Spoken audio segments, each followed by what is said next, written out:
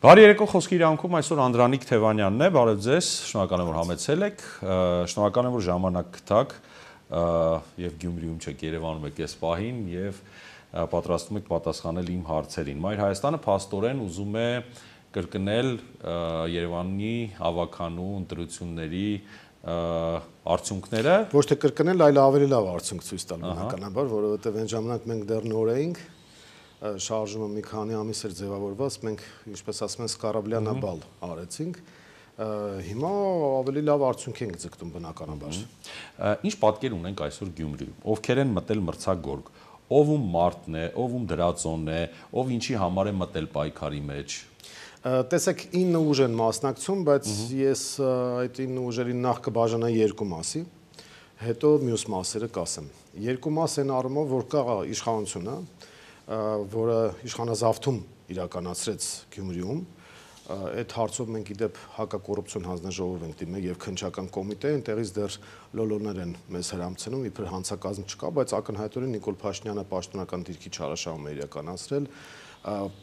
հանցավոր անգործություն է դրսևորել եւ իշխանության զավթում է իրականացրել Գյումրիում, որովհետեւ իշխանության աղբյուրը ժողովուրդն է, իսկ Գյումրիում իրենք իշխանության աղբյուրը դարձրեցին քաղաքացիական պայմանագրի եւ Նիկոլ Փաշինյանի անձնական կամքը եւ կապրիզը եւ բռնազավթումը։ Այս առումով այդ հարցը բաց է մնում եւ մենք համոզված ենք, որ հետագայում այս հարցը քննության առարկա այսպես թե այնպես դառնալու է։ Հիմա այդ գործընթացը շարունակվում է։ Ուրեմն այս ընտրություններին կա քաղաքացիական պայմանագիրը, որը խայտառակ ցածր վարկանիշ ունի եւ բոլոր սոցիոլոգիական հետազոտություններով, այդ թվում եւ մեր հետազոտություններով, նրանք կցված է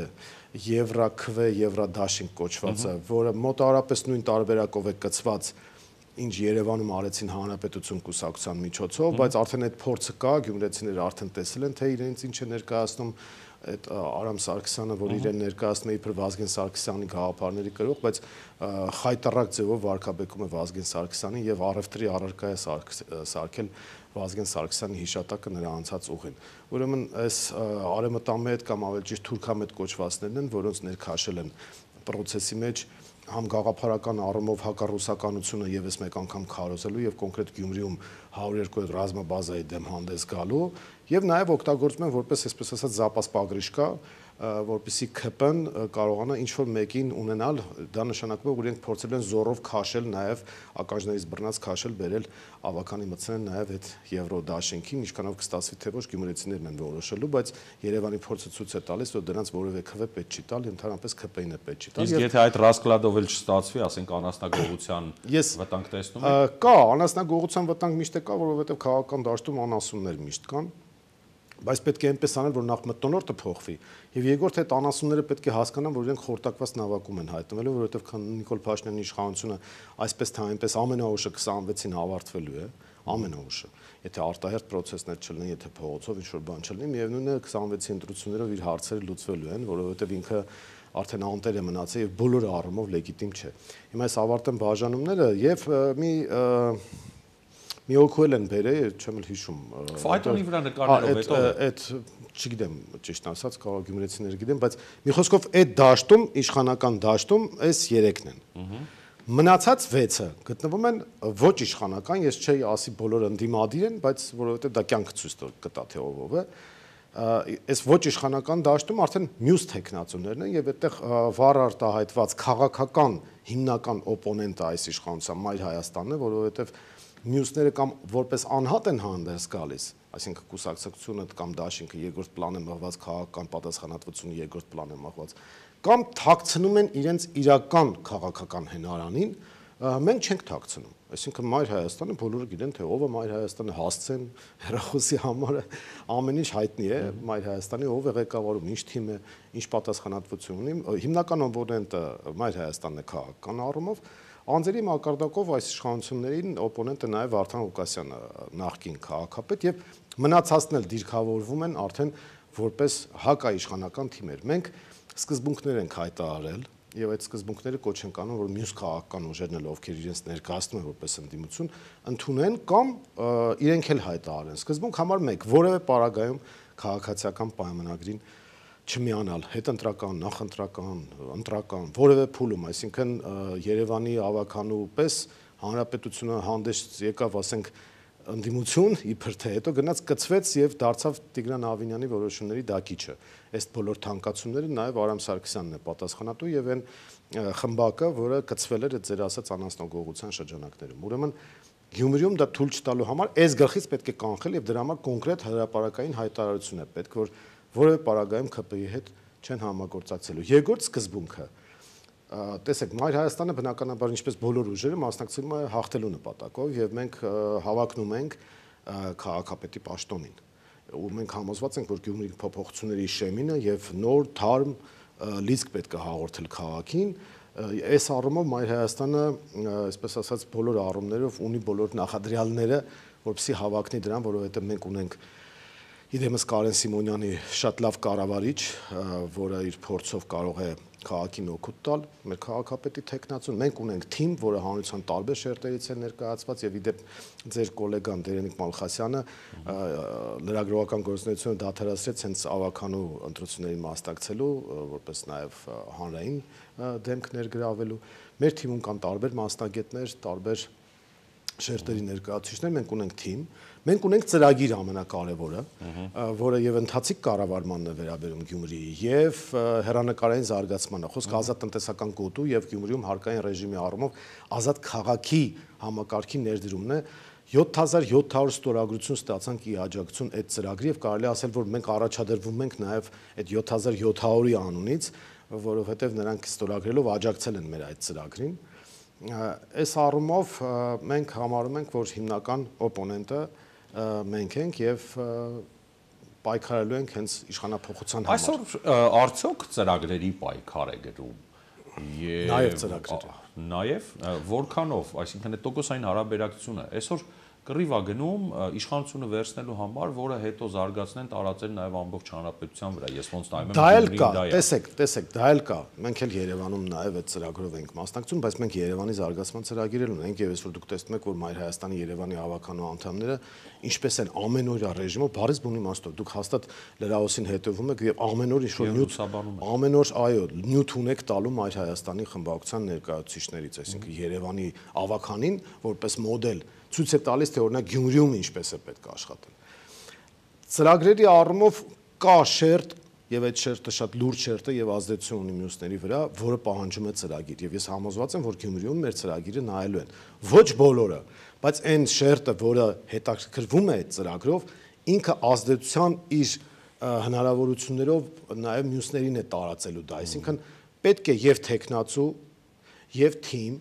եւ ծրագիր, եւ քաղաքական պատասխանատվություն։ Մենք օրինակ նախորդի պարագայում չգիտենք թե ինչ կուսակցություններ էին, ինչ էին, հիշում եք այդ խժդժությունները, որ եղավ Բալասանյան դաշինքի ներսում, պատճառը այն էր, որ քաղաքական պատասխանատվությունն ու քաղաքական պայքարը չկար, դրա համար էլ Նիկոլ Փաշինյանին հաջողվեց ապօրինության դիմել։ Մեր պարագայում դա չի հաջողվի, որովհետև մենք քաղաքական բաց դաշտ ենք մտել եւ եթե Նիկոլ Փաշինյանը ռիսկ ունի, թող գա մտնի Գյումրիի ընտրություններին։ Օրինակ մենք մեր թիմով, ես ինքս էլ մեր այսպես շարժման անդամներն էլ պարբերաբար լինելու են Գյումրիում, հանդիպելու են։ Դուք կարծում եք, որ Նիկոլ Փաշինյանը չի գալու, աջակցի, ասենք օրինակ չի գա միտինգը լինի, Սարիկի միտինգը եւ Նիկոլ Փաշինյանը գա ասի Սարիկի տեխնացու։ Եթե ռիսկ ունեն, թող գան։ Եթե ռիսկ ունեն, թող գան։ Ես կուզենամ ամբողջ ընտրաշավի ընթացքում Նիկոլ Փաշինյանը լինի Գյումրիում։ Թող գլուխը բնից հանի գա Գյումրի, այնտեղ կխոսենք։ Թող գա Գյումրի, եթե կարող է։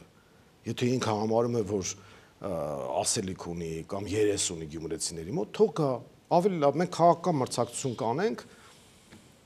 մեր թիմերն էլ քաղաքի կառավարման հետ կապված իրենց տեսլականները կներկայացնեն, տեսնենք թե ով է։ Ուրեմն այդ բաժանումները ես արդեն արեցի։ Հիմա եթե սոցիոլոգիական հետազոտություններով մյուս բաժանումը անենք, ապա մենք ունենք հետեւյալ 3 խմբերը, այդ 9 մասնակիցների միջև, ընդ որում հավասար 3 մասի են բաժանված։ Ուրեմն առաջի խմբում, որը ես կկոչեի ընտրությունների մասնակցող բարձրագույն խումբ, առաջին խմբում Մայր Հայաստանն է, Վարդան Ղուկասյանի գլխավորած ցուցակը եւ քաղաքացիական պայմանագիրը։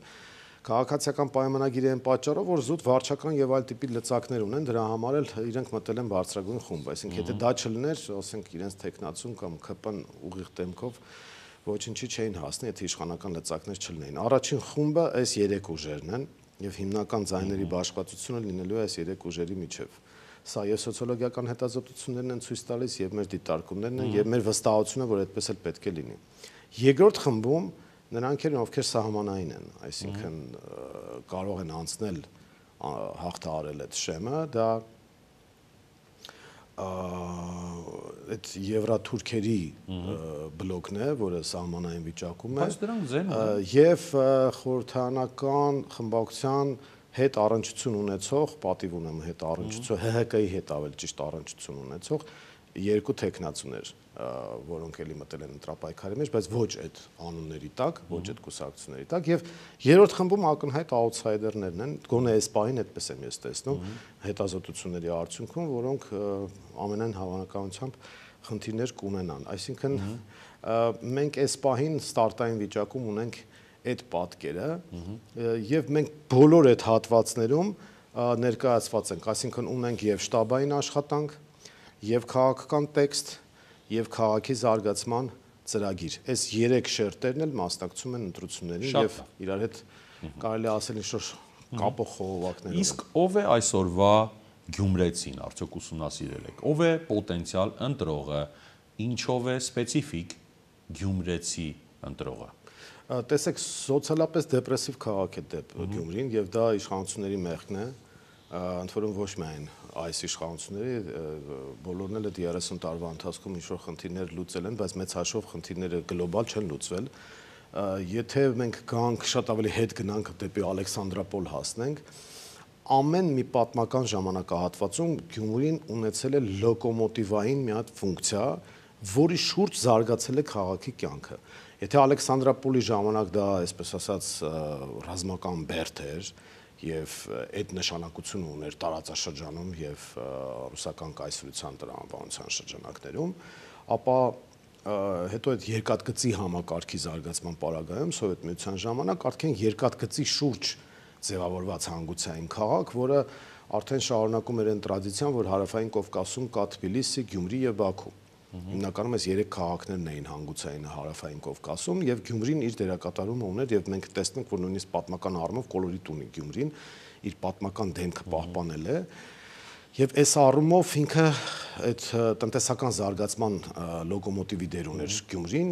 արդյունաբերական առումով թերևս Երևանից հետո Գյումրին էր։ Երկրաշարժը եւ սովետական միության փլուզումը փլվեց առաջին հերթին Գյումրիի գլխին։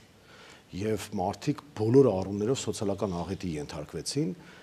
եւ մի պահ տրամաբանություն կար, որ Գյումրին զարգանալու է որպես ռուսական 102-րդ ռազմաբազային կից քաղաք, բայց դա տնտեսական ու սոցիալական առումով այդքան է շոկեքարշային նշանակություն չուներ եւ հիմա մենք Մայր Հայաստանը առաջարկում է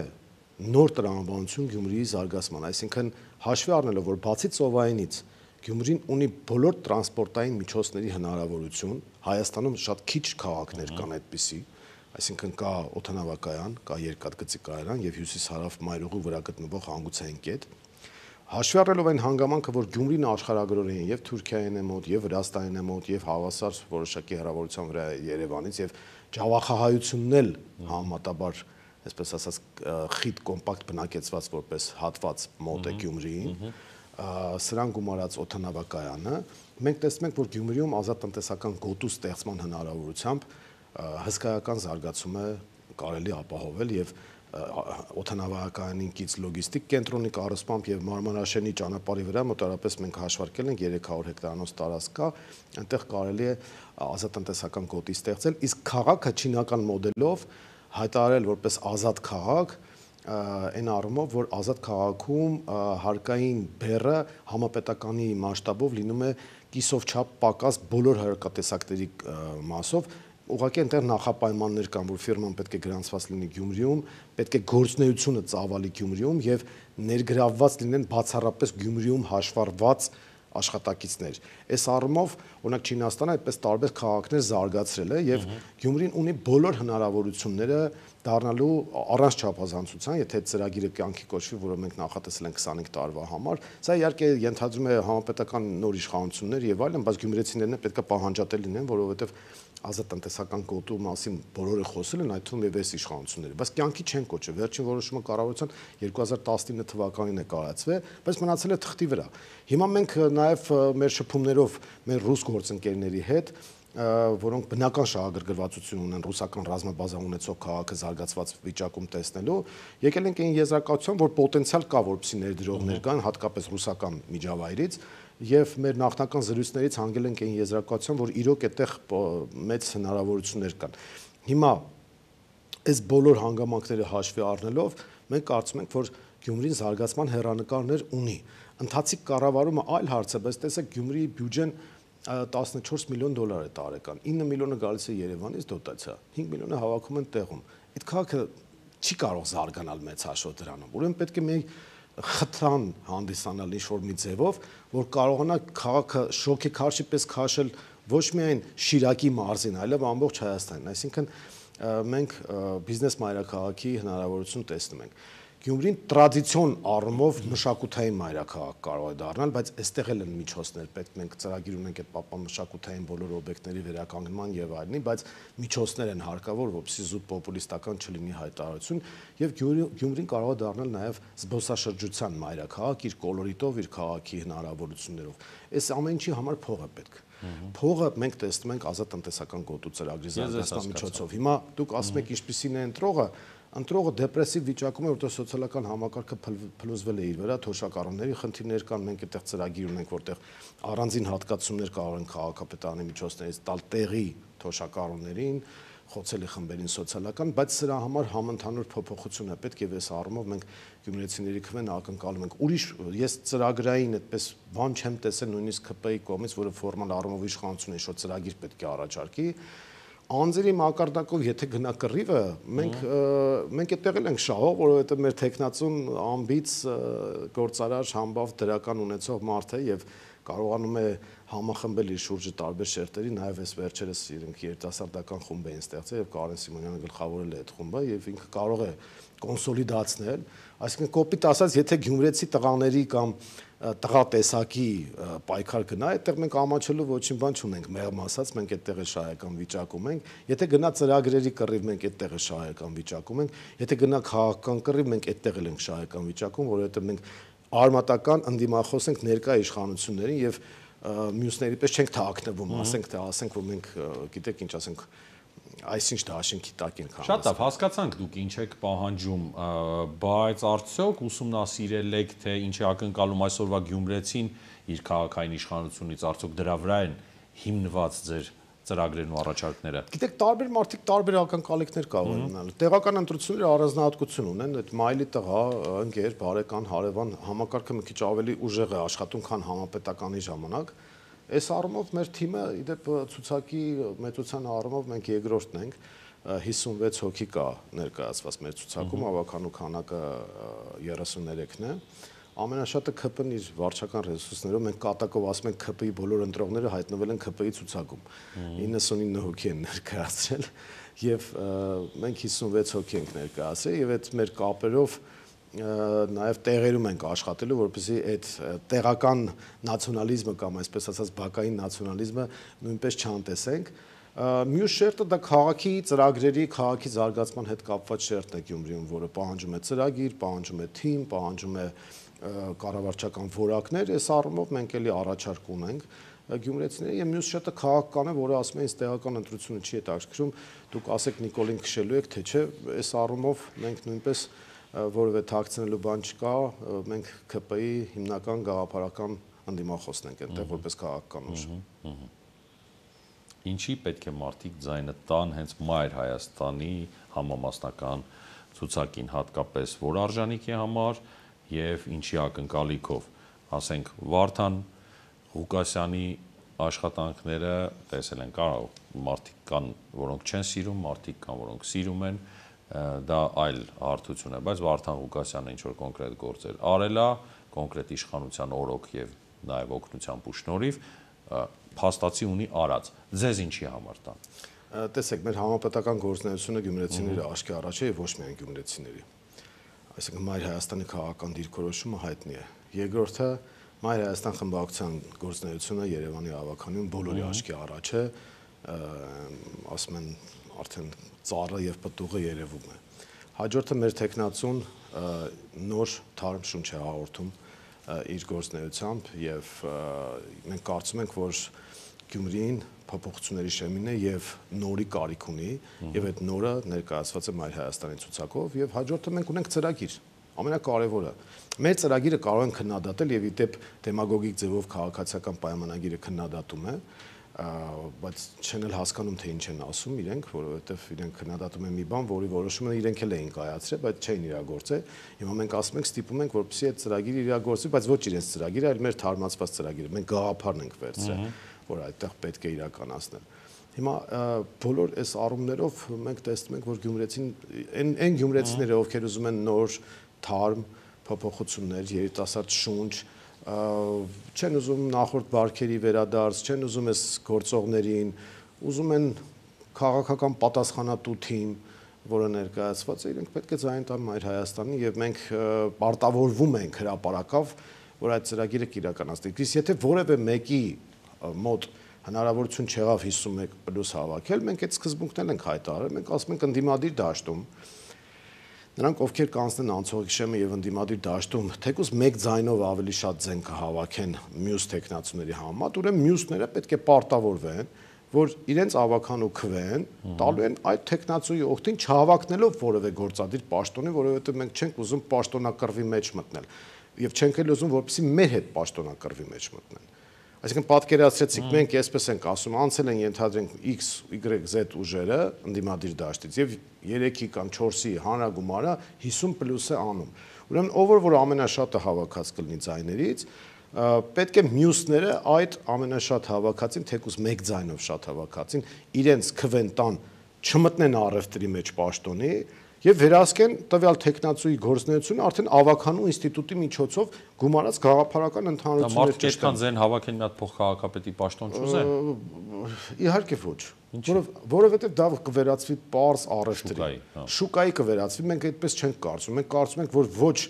մենք ենք մտնելու այդ առևտրի մեջ, ոչ է կուզենայինք, որ մեր հետ մտնեին այդ առևտրի մեջ։ Մենք գլխավոր նվազագույն խնդիրը ինչ ենք դրել՝ ՔՊ-ի իշխանազրկումը, Նիկոլենց հեռացումը Գյումրիից։ Խնդիր չկա, որ ավելի շատ ձեն է հավաքելու, բոլորը պետք է օգնեն այդ ամենաշատ ձեն հավաքումը, որպես մինիմալ նպատակ ՔՊ-ն իշխանազրկվի, հետո արդեն քաղաքի կառավարման խնդիրները վերահսկվի ավականու ինստիտուտի միջոցով, որովհետև հակառակ պարագայում դուք ոնց եք պատկերացնում տարբեր քաղաքական ուժեր, մեկը քաղաքապետ, մեկը փոխքաղաքապետ, քաղաքապետը հանձնարարական է տալիս փոխքաղաքապետին, ասում է այդ շեֆի հետ ճշտեն, բազմա շեֆը ուրիշ տեղ է նստած, բազմա այդ շեֆն է, որ ինքը շեֆ ասում է, այդ շեֆն էլ ուրիշ շեֆ ունի մի հատ, ասենք այդտեղից պետք է ճշտեն, դա կվերածվի կներեք բարդակի, եւ դրանից կտուժի գյումրեցին։ Դրա համար մենք ասում ենք գործադիր իշխանություն տալիս ենք առաջի տեղը բռնածին եւ մենք հուսով ենք որ մենք ենք լինելու այդ առաջի տեղ բռնածը, ձգտում ենք դրան համենայն դեպս եւ մնացածները ավականի կա, չէ՞, բյուջե պետք է հաստատեն, քաղաքի ծրագրերը պետք է հաստատեն։ Եթե ինչ-որ շեղում կա, չեն հաստատի, խնդիրներ կառաջանան, այսինքն եթե կա կոռուպցիա, արդեն կարող են ավական ինստիտուտով վերահսկել։ Այդ աշխատանքների թափանցիկությունն ու հրապարակայնությունը հենց այդ մի ձևով է հնարավոր կառավարել եւ ես կարծում եմ որ դրանից կշահեն միայն Գյումրին եւ գյումրեցին։ Շատ լավ, ես ձեզ հասկացա։ Կարող է այս ընտրություններով փոփոխություններով մասնավորաբար Գյումրին դառնա դրոշակակիրը ավելի գլոբալ փոփոխությունների։ Այսօր Նիկոլ Փաշինյանի վարած քաղաքականությունը շատ լավ մեծ պարարթող է ստեղծում գլոբալ փոփոխությունների։ Այսօր այն խավը, որոնք որ երեք Նիկոլ էին ընտրել, այսօր շատ դժգոհ են օրինակ հարկային քաղաքականությունից ծանրացված հարկերից չգիտեմ, չթվարկեմ ինքներ տեկացնում։ Ամեն ինչ չթվարկեմ։ Տեսեք, Գյումրին միշտ եղել է դրոշակակիր։ Այդպես է ստացվել։ Գյումրեցիների ճակատագիրն է այդպես, մեր Հայաստանի ճակատագիրն էլ է այդպես։ Շատ սիմվոլիկ է, որ ամսի 31-ին, երբ որ 30-ին ընտրություններ լինեն մարտի, 31-ին հրապարակվելու են տվյալները եւ այդ չարաբաստիկ օրներ, երբ որ սրանք քայլելով եկան գյումրեցիները այդտեղ իհարկե մեղավորություն չունեն, հիմա ինքը կարող է դիլիջանից սկսել ենթադրենք, բայց շատ սիմվոլիկ կլինի, որ գյումրեցիներով իրանց ռադան ենք այդտեղից եւ փոխենք այս քաղաքական իրավիճակը։ Գյումրին շատ կարևոր քաղաք է, որովհետեւ ռուսական ռազմաբազա կա այնտեղ։ Այդ ռազմաբազայի քաղաքում ԿՊ-ն պետք է պարտություն կրի, որովհետև իրենք այդ ռազմաբազան հեռացնելու հայ-ռուսական հարաբերությունները փչացնելու կողմնակից են, հələ մի բան է հետները բանը թուրքական դաշինք են բերել, իդեմս այդ եվրո դաշինքի, եւ Գյումրիում այդ փոփոխությունները այո, կարող է ազդել հայաստանյան փոփոխությունների վրա, սրանք գումարած փոքր ու միջին բիզնեսի դեմ ճնշումները, որը Նիկոլ Փաշինյանը իրականացնում է, բարձրացնելով շրջանառության հարկի դրույքա չափերը կրկնակի չափով, իսկ որոշ դեպքերում նաև հեռացնելով այդ հարկման դաշտից այն տնտեսվարողներին, որոնք հիմա ստիպված են լինելու շահութարկի եւ ավելացած արժեքի հարկի դաշտում աշխատել, այսինքն նրանց համար հարկային բեռը ավելանելու է 6 անգամ։ Հիմա այս ամենը չի կարելի աշխատող անել, ես կարծում եմ, որ փոքր ու միջին բիզնեսին բոլորս պետք է աջակցենք, անկախ մեր քաղաքական դիրքավորումից, իհարկե բոլորս ասելով ՔՊ-ին նկատի չունեմ, իրենք արդեն իրենց դեմքը ցույց են տալիս, եւ թույլ չտանք, որպեսզի արտագաղթի մեծ տեմպ առաջանա, օրինակ ոսկու շուկայի ներկայացուցիչների հետ ես խոսում եմ եւ հասկանում եմ, որ եթե այս հարկման ռեժիմը պահպանվի, ապա մենք ուղղակի կկորցնենք այդ աշխատողներին, այսինքն շուկան կփակվի, կռախի առաջ կկանգնի եւ իրենք իրենց բիզնեսը կկորցնեն, դա հսկայական քանակ է։ Եթե շրջանառության հարկը պահպանվի այսպես, իսկ հետագայում վերացվի, Նիկոլ Փաշինյանը հենց դա էլ ուզում է դեպ ասեմ, հայտարարելով շրջանառության հարկը որպես հարկապետական, ապա մենք կկորցնենք հսկայական քանակի զանգվածի։ Տեսեք, այդ հարկման ռեժիմում, որպեսզի պատկերացնեք, 55,000 տնտեսվարող սուբյեկտ է աշխատում, պատկերացնում եք, իրանց ընտանիքները, եթե մենակ հաշվենք, որ սնվում են այդ համակարգից, բազմապատկենք միջինի, ասենք 400-ով բազմապատկենք, լավ, մի հոգի աշխատ, ոնց է չլինի ՍՊ մի հատ հաշվապահ պետք է ունենա, չէ՞։ Այդ 400-ով բազմապատկեցինք 220,000 մարդ հայց։ 220,000-ը դա այն շարժիչ ուժն է տնտեսություն, որը խանութում սպառում է, ապահովում, հարկեր է վճարում եւ այլն, եւ իրենց բերած հարկային մուտքերն էլ տենց ինչ մի մեծ թիվ չեն, որ ընկել են հետևներից 2%-ի չափով հարկային մուտքեր են ապահովում բյուջեի համար։ Այդ մարդկանց մենք պետք է ոչ թե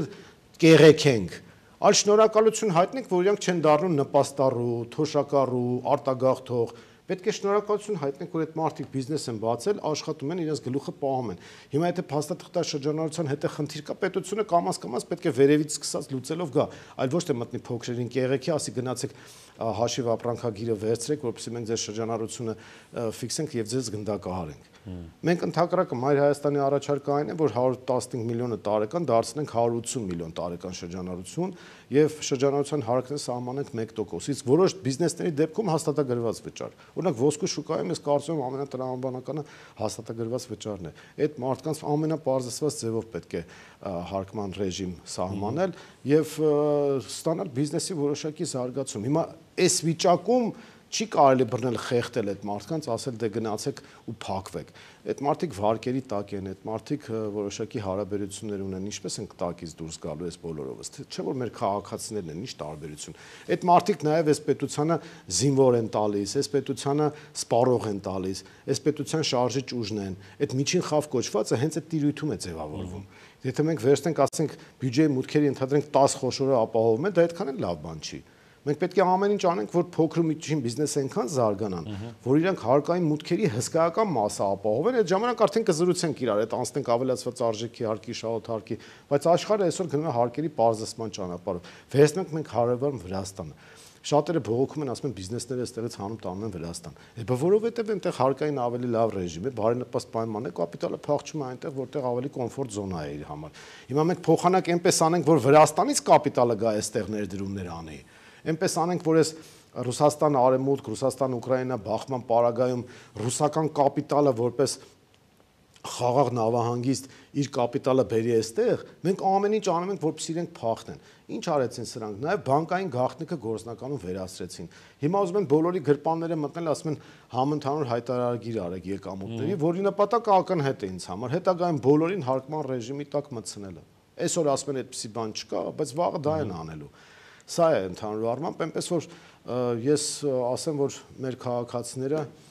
բոլոր հնարավորություններն ունեն կոնսոլիդացված ձևով, քաղաքական առաջնորդությամբ փոխել այս ամեն ինչը եւ պատմության գիրկը ուղարկել Նիկոլ Փաշինյանի անփառունակ կառավարման տարիներն ու համակարգը։ Ընդհանրապես մենք խարան ունենք մեծ ամոթի եւ այդ ամոթի խարանը այսօր նաեւ Բաքվի բանտերում է արտահայտվում, արտացոլվում եւ այս խարանը մեր ճակատի վրայից մաքրելու համար բոլորս ունենք մեր անելիքը։ Դրա համար մենք բոլոր ֆրոնտերը պետք է օգտագործենք։ Փողոցում պայքարը, մենք պետք է կանգնենք այդ պայքարի կողքին եւ պայքարողների կողքին, օրինակ փոքր ու միջին բիզնեսի ներկայացուցիչները միշտ երբ որ հավաքում են Մայր Հայաստանը, միշտ կողքներին կանգնած է եւ մենք էլ ընկնում աջակցում ենք։ Գյումրիում ընտրություն է, ուրեմն պետք է մասնակցել եւ թույլ չտալ, որպեսզի սրանք կարողանան իրենց ապօրինի իշխանազավթումը դակել, վերահաստատել։ Այս բոլոր process-ները կարող են բերել իշխանափոխության եւ բերելու են, որովհետեւ Նիկոլ Փաշինյանը աշխարհաքաղաքականապես եւ լեգիտիմության առումով դարձել է անտեր կամ ես կասեի թափառաշրջիկ, որովհետեւ այդ թափառաշրջիկությունը արդեն երևում է իր պատից պատ զարգվելով, բայց եթե նույնիսկ նա չիստուշկա անի Կրեմլի պատերի տակ եւ փորձի ցույց տալ, որ ինքը այն հայտնի խոսքը Ածիպերյան Նատաշա, բայց հայտնի ֆիլմի բառերով ասած Մոսկվան արդյունքներին չի հավատում եւ ինչքան էլ Իվան Վասիլևիչը փոխի իր մասնագիտությունը, միևնույն է, ոչինչ չի ստացվելու։ Շնորհակալ եմ ձեզ։ Հայկական երկրորդի եթերում խոսքի իրավունքից օգտվեց Անդրանիկ Թևանյանը, մենք հանդիպենք ցտեսություն։ Ամեն օր օրվա ամենակարևորից առանց արհեստական հավելումների։ Սա խոսքի իրավունքն է, ես Շավարժ Գևորգյանն եմ, եթե ուզում եք բաժանորդագրվել YouTube-յան մեր ալիքին, հղումը էկրանին է։